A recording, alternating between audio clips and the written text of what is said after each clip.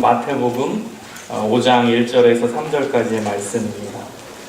마태복음 5장 1절에서 3절까지입니다.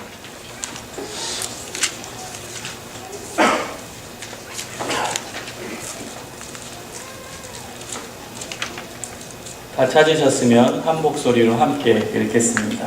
시작. 예수께서 우리를 보시고 산에 올라가 앉으시니 제자들이 나아오시라.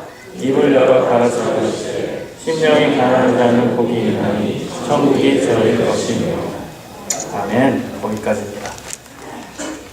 여러분, 마태복음 5장에서 7장까지는 산상수훈으로 알려져 있습니다. 예수님께서 산 위에서 가르치신 교훈이라는 뜻이죠. 5, 6, 7장 이 석장만 제대로 공부하면 예수님의 사상, 가르침의 요약이기 때문에 예수님이 무엇을 우리 인생 가운데 가르쳐 주셨는지, 천국 복음의 내용이 무엇인지를 알 수 있습니다.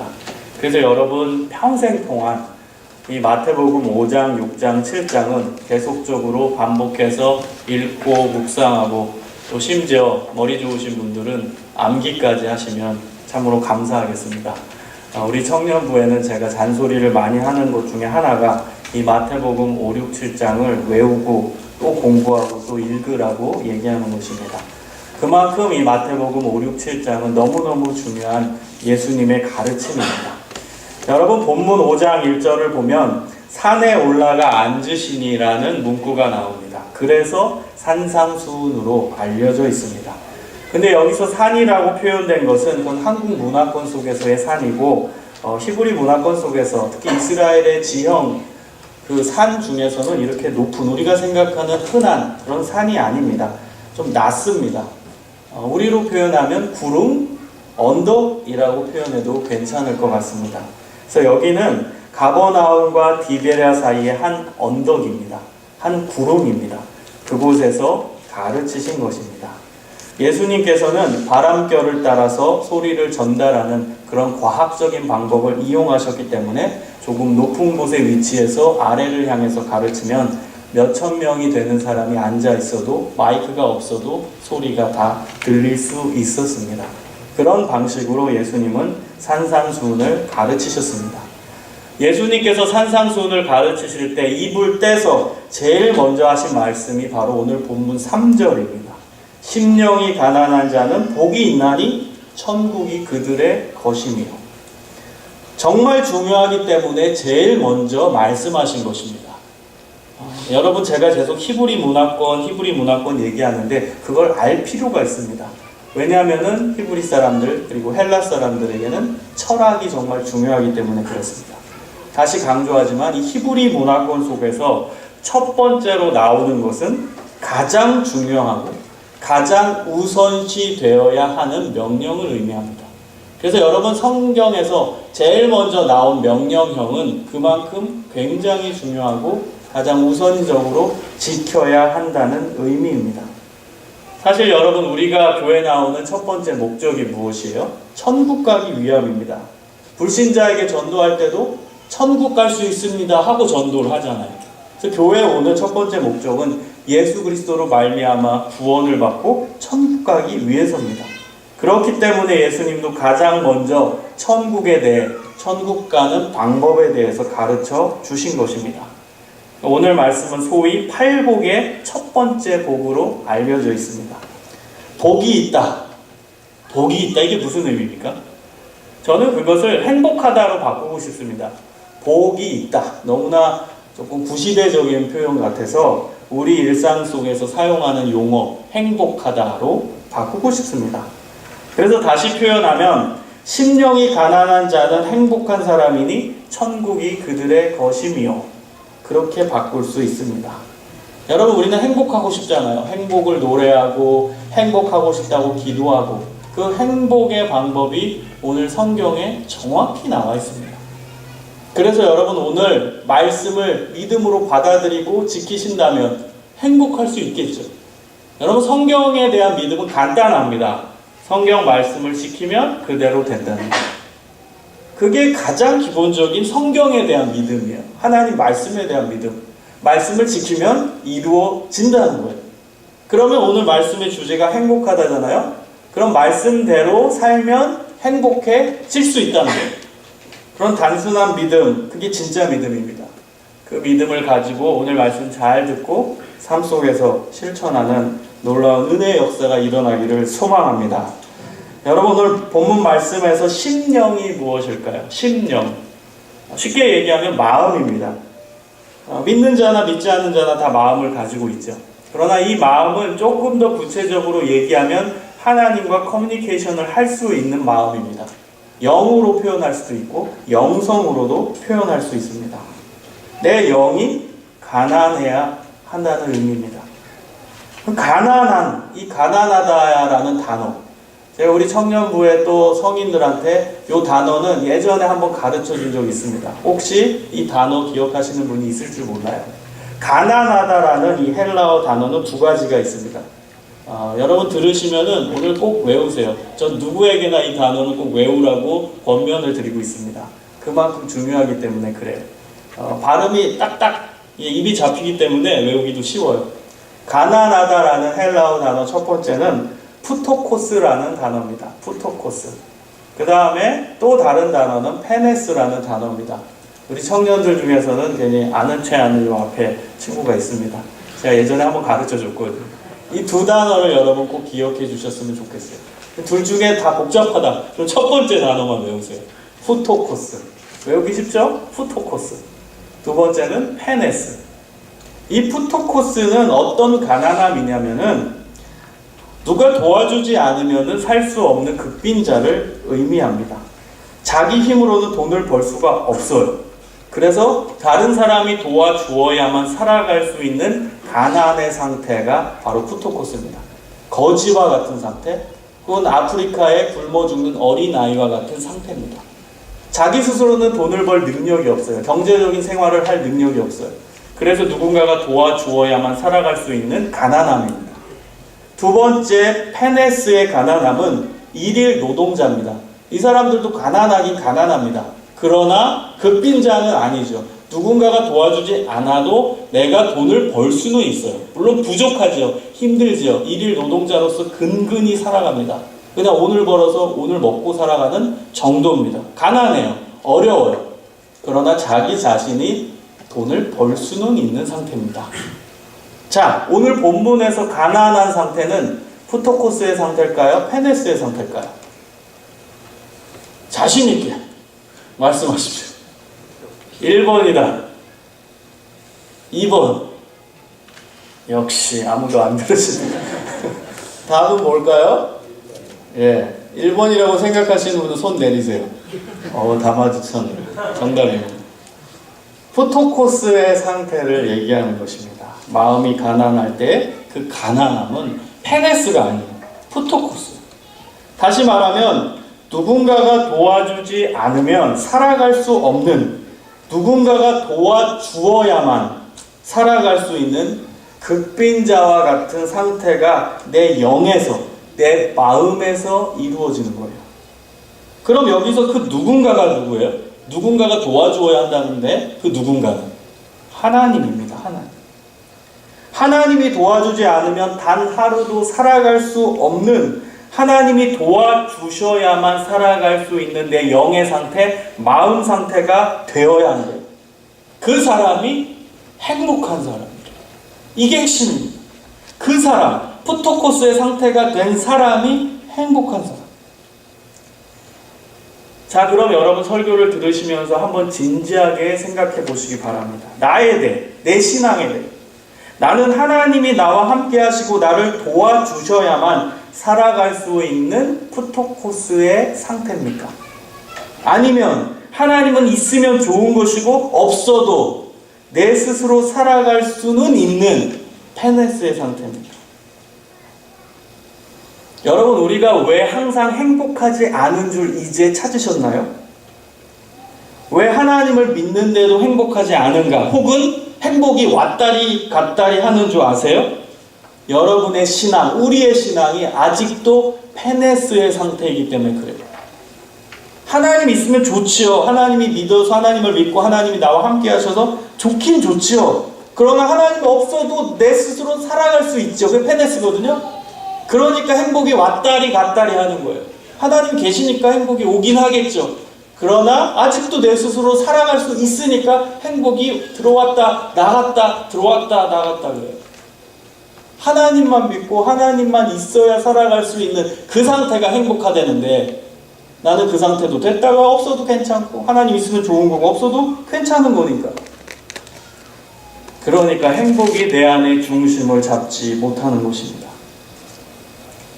여러분, 푸토코스의 상태가 될 때 하나님은 약속하십니다. 천국을 소유하게 된다. 아주 쉽게 어린아이의 용어로 표현하면 천국 간다예요. 천국 간다. 푸토코스의 상태가 돼요. 이 말씀과 정확하게 매치가 되는 구절이 마태복음 18장 1절에서 4절의 말씀입니다. 제가 읽어드릴게요. 그때의 제자들이 예수께 나와 이르되 천국에서는 누가 크니까? 예수께서 한 어린아이를 불러 그들 가운데 세우시고 이르시되 진실로 너희에게 이르노니 너희가 돌이켜 어린아이와 같이 되지 아니하면 결단코 천국에 들어가지 못하리라. 천국, 오늘 본문의 천국 매치가 되죠. 어린아이, 푸토코스 상태 매치가 되는 것입니다. 예수님 말씀 속에서 결단코라는 말 혹은 진실로라는 이 강조 용법이 들어간 구절은 여러분이 특히 눈여겨서 보시기 바랍니다. 하나님은, 예수님은 강조하실 때 이 두 단어를 사용하세요. 내가 진실로 너에게 이르노니 혹은 결단코, 그렇게 말씀하십니다. 이 구절에서 예수님은 어린아이의 어떤 면을 부각시킨 것일까요? 부모님을 전적으로 의지하는 면입니다. 어린아이는, 갓난아이를 생각해보세요. 엄마 아빠가 없이는 하루도, 아니 10분도 살아갈 수 없습니다. 엄마 아빠가 없으면 당장 죽을 것입니다. 여러분, 어린아이를 응애응애 우는 어린아이 놓고 2박 3일 여행 갔다 와보십시오. 아이가 어떻게 됐겠습니까?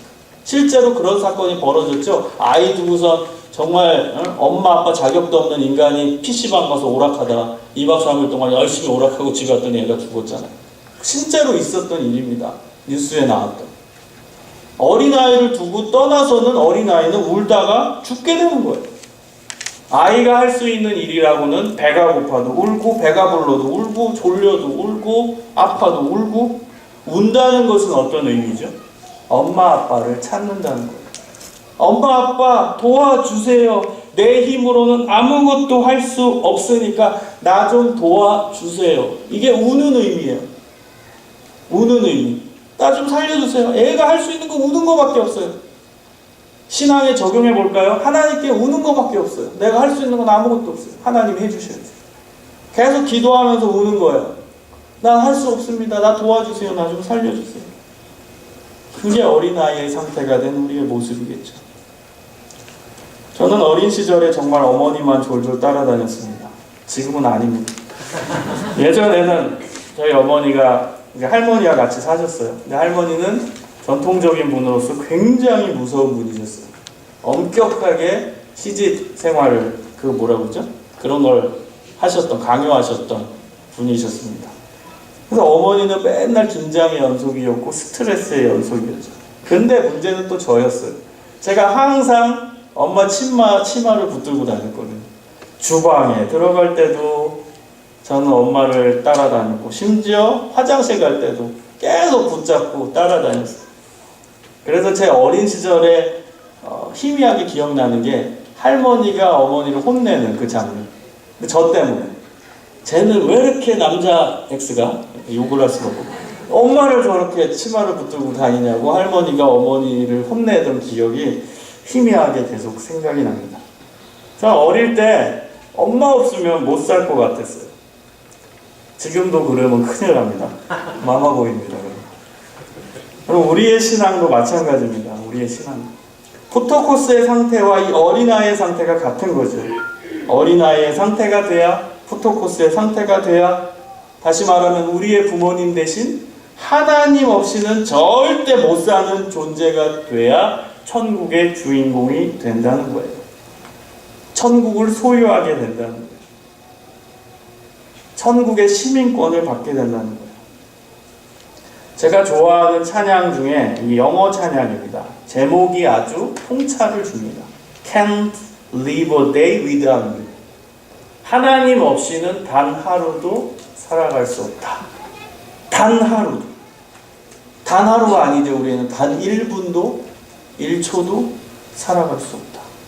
푸토코스의 신앙을 이야기하는 것입니다. 자, 그럼 여러분 어떻게 해야 내 심령, 내 영이 가난한 자가 될 수 있을까요? 이제 적용으로 들어갑니다. 첫 번째는 마음의 차원에서 진실해야 됩니다. 내 마음이 진실해야 돼요. 예수님의 가르침을 잘 보면 강조하신 것은 내 마음입니다. 예수님은 형식만 번지르르 하면 안 되고 마음이 진실해야 됨을 곳곳에서 가르쳐 주십니다. 마태복음 5장 28절을 보면 남자들이 제일 부담스러워하는 구절이죠. 음욕을 품고 여자를 보는 자마다 마음에 이미 간음하였느니라. 이 한 구절이 너무너무 중요합니다. 왜냐? 이게 예수님의 가르침의 철학을 얘기하고 계시는 거예요. 예수님은 겉으로난 행동을 통해 그 사람을 인정하시는 게 아니라 행동의 근원되는 마음을 분석하고 평가하신다는 거예요. 행동을 그럴듯하게 하면서 내 마음은 전혀 안 그렇다면 안 그런 게 된 겁니다. 행동으로는 좋은 행동을 했는데 마음으로는 나쁜 생각을 품었어요. 그럼 그 사람은 나쁜 짓 한 겁니다. 마음이 범죄하면 행동도 범죄한 거와 똑같습니다. 안 했을지라도. 예수님은 마음을 강조하셨어요. 마음. 예수님 시대의 지도층 인사가 누구였죠? 바리새파, 사두개파, 율법학자. 그 세 부류였죠. 예수님은 그들을 철저히 비판하십니다. 그들은 사실은 비판받을 사람들이 아니에요. 율법도 잘 지키고 말씀도 잘 지키고 하나님 앞에 어찌 보면 바로 서 있는 아주 경건한 사람들이었어요. 근데 왜 예수님은 그들을 못 잡아서 안달이 났을까요? 왜? 마음 때문에. 마음이 진실하지 않았거든요.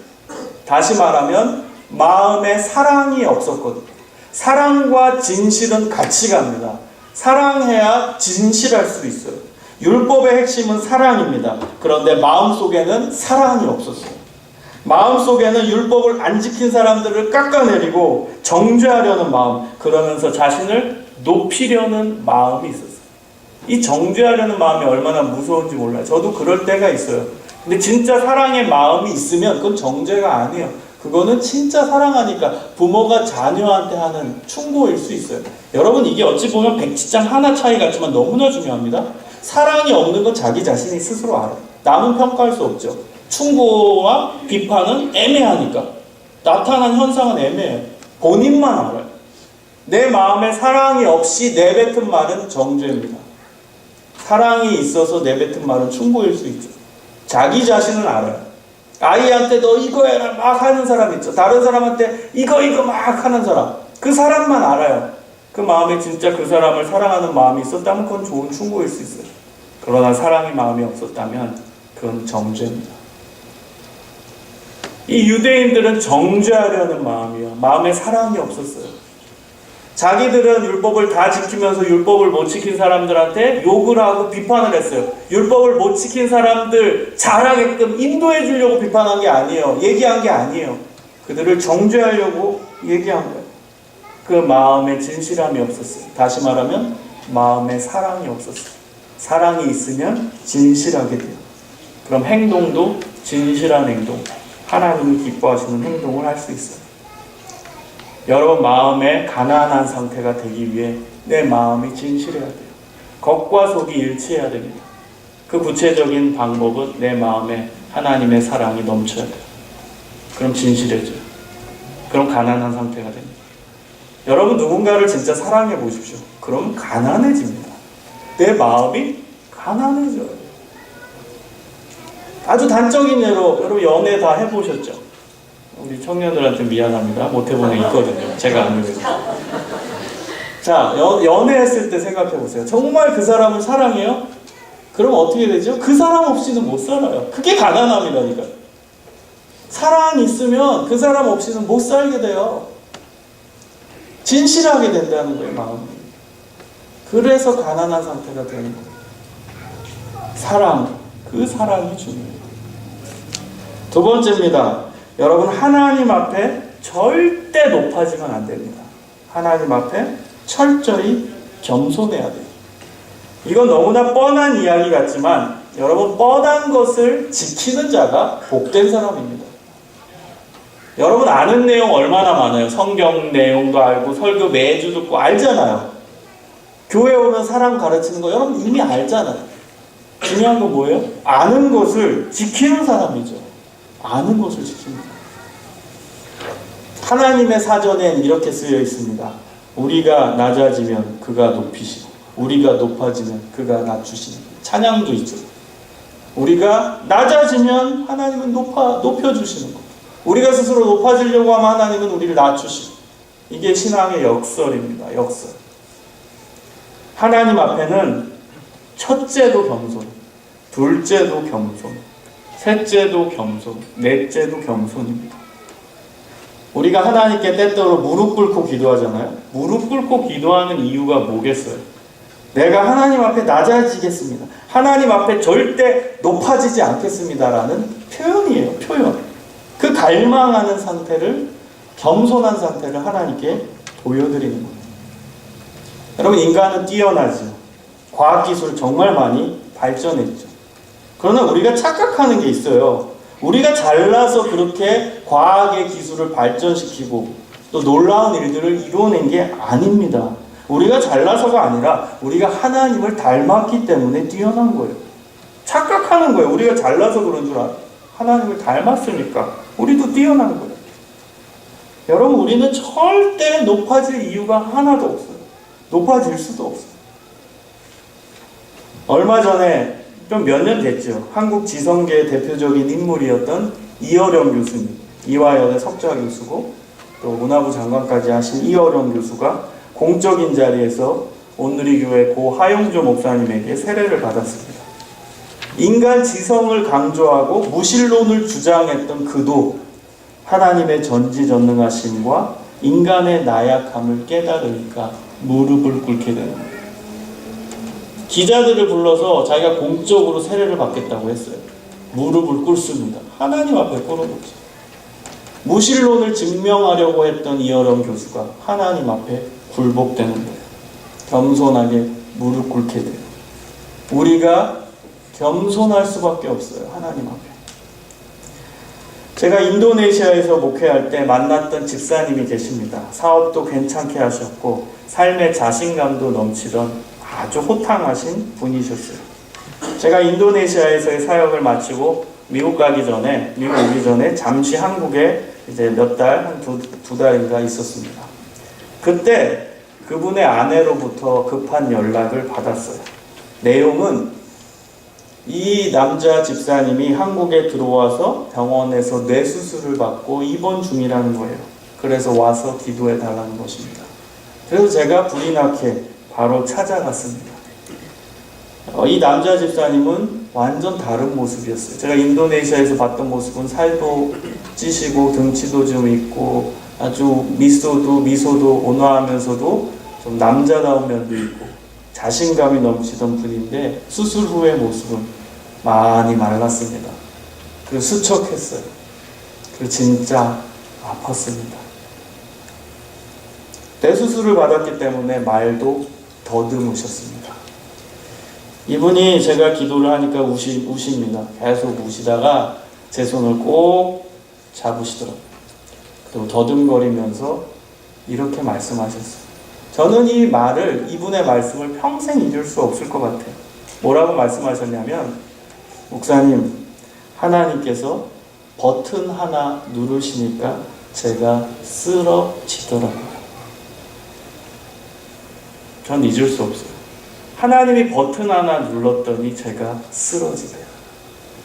그렇게 자신만만하고 삶에 자신감이 넘치고 사업도 크게 하려는 그 마음과 욕심이 있던 그 사람이 하나님이 버튼 하나 누르시니까 그냥 꼬꾸라지는 게 그게 우리의 인생이더라고 고백하더라고요.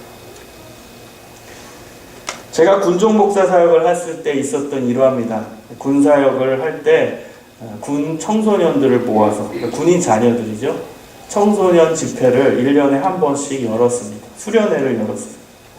그때 제가 현수막을 떼다가 과장이 아닙니다. 한 6m 아래로 떨어졌어요. 그때 그 전날에 비가 많이 왔어요. 근데 그때 왜 제가 현수막을 떼려 했는지 저는 아직도 이해할 수 없어요. 보통은 이제 병사들이 하거든요. 근데 제가 왜 굳이 멋지게 보이려는지 그런지 모르겠지만 왜 하지도 못하는 그 현수막을 갑자기 뗀다고 올라가서 떨어졌습니다. 그래서 머리를 심하게 그 뒤에 벽에다가 부딪혔어요. 그 다음 의식이 없습니다. 생각이 안 나요. 나중에 이제 제가 알게 된 건데 제 동기 목사가 그걸 보고 업고선 이제 병원에 이제 뛰어간 거죠. 그래서 실려간 곳이 분당 서울대병원이었어요. 그 응급실에 누워서 검사를 받을 때쯤 제가 의식이 반쯤 깼습니다. 이것저것 검사를 하고 정말 위급한 상황이었어요. 나중에 알고 보니까 진짜 죽을 뻔했던 상황이었다고. 뇌에 출혈이 생겨서 뇌출혈이 생겨서 큰일 날 뻔한 상황이 발생되었습니다. 의식은 한 반쯤 왔어요. 그때 제가 정말 잊을 수 없는 사건이 발생했습니다. 제가 병원에 실려온 이후에 제가 의식이 반쯤 나왔을 그 무렵에 또 환자가 들어온 거예요. 그 환자는 엄마와 아들이었어요. 환자는 아들이었어요. 엄마가 아들을 들고선 뛰쳐 들어온 거예요. 근데 그 아이가 팔이 잘린 상태였어요. 제 귓가에는 저 눈을 감고 있었으니까 그 내용만 허공에 메아리치듯 목욕탕 가면은 막 소리 울리잖아요. 그 음성이 제 귓가에 아직도 생생히 들려집니다. 선생님 살려주세요. 살려주세요. 우리 아들이 팔이 잘렸어요. 수술 빨리 해주세요. 봉합수술 해주세요. 울부짖습니다. 이 어머니는. 살려주세요. 처음엔 존댓말로 하다가 의사가 별 반응을 보이지 않고 기다리라고 할 때 그때 너무 손님이 많았어요. 그 응급 환자 너무 많아서 제가 그 팔 잘린 아이보다도 더 응급했다니까요. 울부짖습니다. 살려주세요. 그러다 반말합니다. 살려줘. 살려줘. 그리고 이제 욕이 나오죠. 빨리 살려내란 말이에요. 그 다음에 이제 학벌로 얘기합니다. 여기 분당 서울대 병원이지. 나 서울대 몇 학번이야. 너 동문한테 이럴 수 있어. 그래도 이 의사가 막 분주하다가 또 다른 사람에게 갑니다. 그러니까 이제 남편까지 얘기합니다. 우리 남편도 서울대 몇 학번이야. 우리 둘 다 서울대학교 동문이야. 너 어떻게 이럴 수 있어? 너 몇 학번이야? 의사한테 따집니다. 주임 교수 빨리 전화해서 우리 아들 수술하라고요.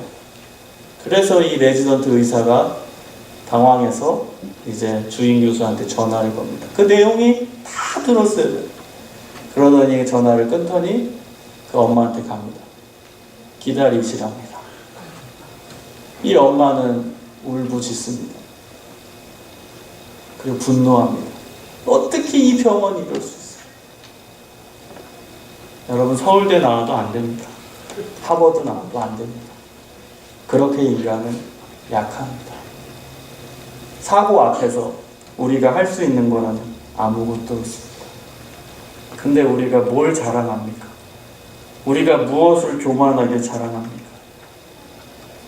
여러분 하나님 앞에 철저히 낮아지십시오. 하나님께 낮아지면 사람에게서 낮아질 수 있어요.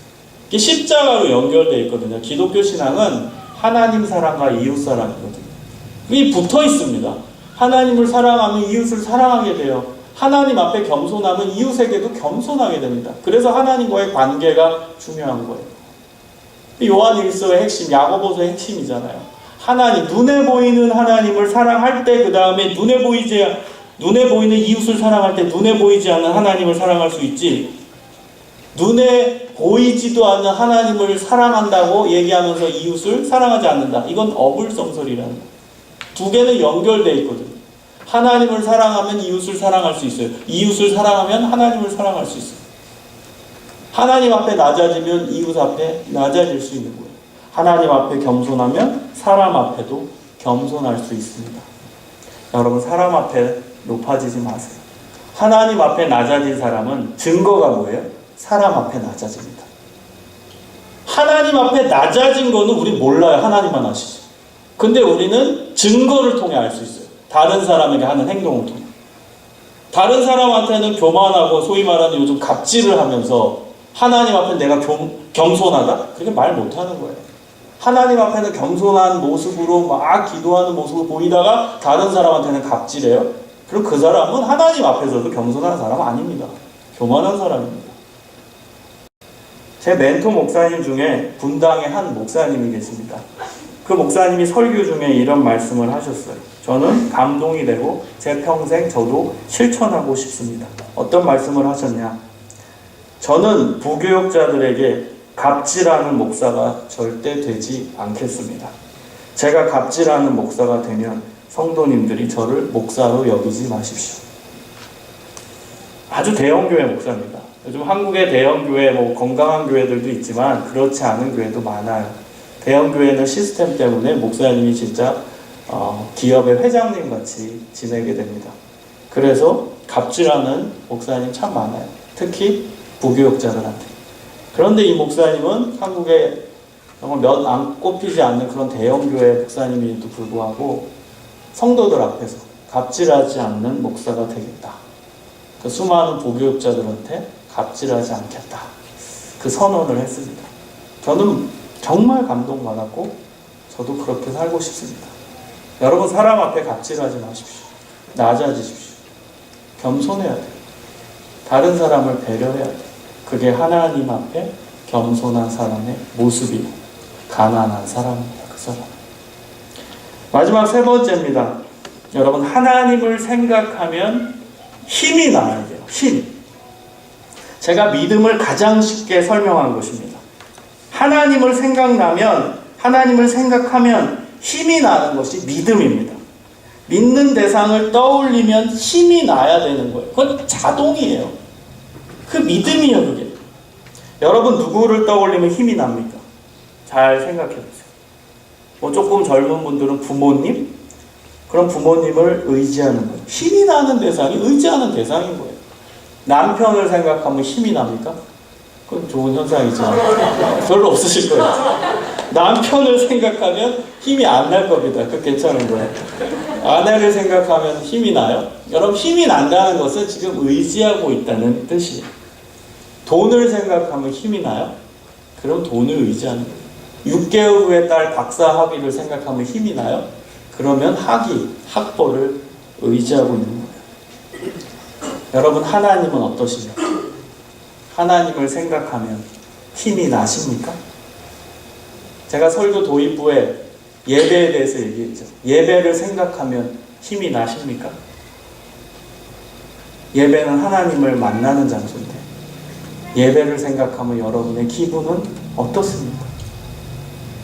하나님을 생각하면 하나님이라는 대상, 하나님이라는 존재, 하나님이라는 단어를 떠올리면 내 마음이 기쁘고 힘이 나야 돼요. 그 사람이 믿음 있는 사람이. 하나님을 생각해도 별 반응이 없고 힘도 안 나고, 그럼 지금 하나님을 제대로 믿고 있는 게 아니에요. 그 사람은 마음이 절대 가난해질 수 없습니다. 느헤미야 6장 10절에 보면 여호와를 기뻐하는 것이 너희의 힘이니라 나옵니다. 하나님으로 인해 기뻐하는 것이 우리의 힘이랍니다. 하나님만 생각하면 힘이 나야 돼요. 그래서 신앙의 성숙은 하나님을 생각할 때 힘이 나는 정도예요. 내 신앙이 얼마큼 성숙했냐? 아주 간단하게 체크할 수 있는 기준은 여러분이 하나님이라는 대상을 떠올렸을 때 얼마큼 힘이 나냐? 그게 내 믿음의 정도예요. 내 믿음의 정도. 내가 하나님을 믿는 정도예요. 다윗은 골리앗과 싸울 때 사무엘상 17장 45절에 다음과 같은 고백을 합니다. 너는 칼과 창과 단창으로 내게 오거니와 나는 만군의 여호와의 이름으로 내게 가노라. 만군의 여호와의 이름으로 간대요. 이스라엘 군대의 여호와의 이름으로 간대요. 만군의 여호와의 이름이 유일한 힘인 것입니다. 칼과 창과 단창 능력이 있지요. 세상적으로 볼 때 칼과 창과 단창은 그 당시에 가장 강력했던 무기예요. 그 무기도 힘이 있어요. 그런데 다윗은 그 힘을 의지한 게 아니라 그 힘은 하나도 없었어요. 다윗의 손에 들려진 거 창이 있었나요? 칼이 있었나요? 단창이 있었나요? 아무것도 없었어요.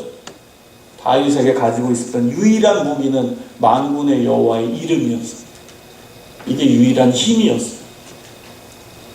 사도행전 3장에 베드로와 요한도 성전 미문에서 구걸하는 안전뱅이에게 이렇게 얘기합니다. 은과 금은 내게 없거니와 내게 있는 것으로 내게 주노니 곧 나사렛 예수 그리스도의 이름으로 일어나 걸으라. 나사렛 예수 그리스도의 이름이 그들의 힘이었어요. 은과 금은 세상적인 관점에서 보면 힘이죠. 그래서 사람들은 그 힘을 가지려 합니다. 그러나 믿는 자의 궁극적인 힘은 나사렛 예수 그리스도의 이름임을 믿습니다. 우리는 인생 가운데 이걸 알지만 우리는 이렇게 노래할 때도 있어요. 만군의 여호와의 이름이 있어도 칼과 단창이 있어야 하겠네. 나사렛 예수의 이름은 알겠지만 그래도 은과 금 있으면 좋겠네. 그래서 아직 덜 행복하신 겁니다. 우리 두 가지를 다 잡으려고 해요. 두 가지를 다 의지하려고 해요. 그러니까 행복이 왔다리 갔다리 하는 거예요. 푸토코스의 상태가 돼야 돼요. 그때 진짜 능력이 나타나요. 그리고 여러분 너무나 놀랐습니다. 이 푸토코스의 상태가 요즘 그 기독교 속에서 많이 사용되는, 우리 한국인 속에 많이 사용되는 용어가 내려놓음이거든요. 이 푸토코스의 상태가 하나님 앞에 내려놓은 상태예요. 내려놓으면 하나님이 또 채워주십니다. 그래서 여러분이 지금 이 설교를 듣고 부담을 가지셔서 그럼 오늘 내가 은과 금 다 버려야 되나? 오늘 내가 입고 있던 옷 다 버려야 되나? 그러면서 또 부담 갖고 더 괴로워서 더 신앙이 더 떨어지시고 그러면 안 됩니다. 하나님을 의지하고 우선순위를 둘 때 하나님을 의지하고 하나님을 믿고 하나님 없이는 살아갈 수 없는 궁극적인 신앙의 상태가 될 때 하나님은 그 나머지 것들도 채워주시는 것, 그걸 경험하게 됩니다. 우리가 포커스 맞춰야 될 우리의 가치, 우리의 목적은 하나님이라는 뜻이에요. 그러니까 하나님께 온전한 포커스를 맞추면 그 나머지 것들도 하나님이 채워주시고 필요할 때 다 공급해 주시고, 그게 믿음이잖아요. 은과 금 붙잡지 않아도 하나님이 필요할 때 주십니다. 이스라엘 사람들이 출애굽해서 광야에서 하나님이 굶어 죽이셨습니까? 아니에요. 메추라기와 만나를 공급해 주시고 때마다 물을 공급해 주셨어요. 그러니까 살 수 있었어요. 여러분 나중에 꼭 한번 돈을 들여서라도 광야에 가보십시오. 이스라엘에 가보세요. 저는 광야에 한 3일 정도 체험을 한 적이 있습니다. 신학대학원 시절에. 정말로요, 아멘이 나와요. 아멘. 왜 아멘이 나온 줄 아세요? 여기서 어떻게 40년 살아? 이거예요. 낮에는 40도까지 올라가요. 밤에는 마이너스 40도예요. 거기서 어떻게 삽니까? 게다가 전갈이 우글우글합니다. 전갈은 독이 있죠. 뱀도 많아요. 그 다음 밤에는 맹수가 옵니다. 나와서 잡아먹을 수도 있어요. 거기서 어떻게 삽니까? 추워서 죽고, 더워서 죽고, 벌레 때문에 죽고, 동물 때문에 죽고, 먹을 거 없어서 죽고, 거긴 풀이 자라지 못해요. 유일하게 자라는 나무가 조각목이라는 나무인데 그건 먹을 수 없는 나무입니다. 어떻게 삽니까 거기서? 거기서 40년 살았어요. 하나님이 도와주신 거죠. 때마다 우물을 발견하게 하세요. 때마다 매일매일 메추라기와 만나를 주세요. 그리고 추울 때는 불기둥을 주세요. 불기둥의 기능이 밤에 왔잖아요. 추워서 온 거예요. 추워서 따뜻하라고 불기둥이 있었던 거예요. 그럼 낮에는 구름기둥. 더우니까. 더워가지고 햇빛 쬐면 바로 직사광선을 맞아 죽거든요. 일사병에 걸려. 그러니까 구름기둥으로 막으신 거예요. 하나님의 놀라운 보호하심입니다. 하나님을 의지하고 하나님 없이는 살 수 없는 상태가 될 때 그분만 믿고 나아갈 때 하나님은 채워주십니다. 하나님이 붙잡아 주시고 보호하십니다. 믿는 자를 하나님이 버리지 않아요. 고아와 같이 내버려 두지 않아요.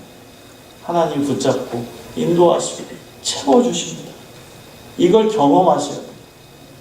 이걸 온전히 경험하시고, 두 마리 토끼를 잡으려고 하지 마세요. 하나님도 잡고 은과 금도 잡고 하나님도 잡고 칼과 창과 단창도 잡고 그러다 보면 실패해요. 그 사람의 삶에서는 기적이 일어나지 않습니다. 그 사람의 삶에서는 진정한 행복이 찾아오지 않아요. 페네스의 상태이기 때문입니다. 하나님만 의지하십시오. 푸토코스의 상태가 되십시오. 선택은 여러분에게 달려있지만 그 결과는 완전히 달라지는 거예요. 같은 하나님을 믿는데 얼마나 차이가 많습니까? 어떤 사람은 삶에서 기적도 경험하는데 어떤 사람은 교회 다녀도 희망이 없고 하나님 믿어도 계속 괴롭고 왜 그래요? 똑같은 하나님 믿는데 하나님은 차별하지 않으시는데 중요한 건 우리의 자세, 우리의 자세. 행복의 비결을 하나님이 말씀해 주셨는데 그걸 어떻게 적용하고 살 것인가. 그 차이가 너무나 놀라운 결과들을 만들어내는 것입니다. 말씀을 마치겠습니다. 마음의 진실함을 유지하고 하나님 앞에 겸손하고 하나님만 생각하면 힘이 나는 사람이 되어 이 땅에서 천국을 경험하고 이 세상을 작별한 후에는 영원한 하나님 나라에서 하나님과 함께 참된 행복과 안식을 누리는 복된 사람들이 되시기를 주님의 이름으로 축원합니다.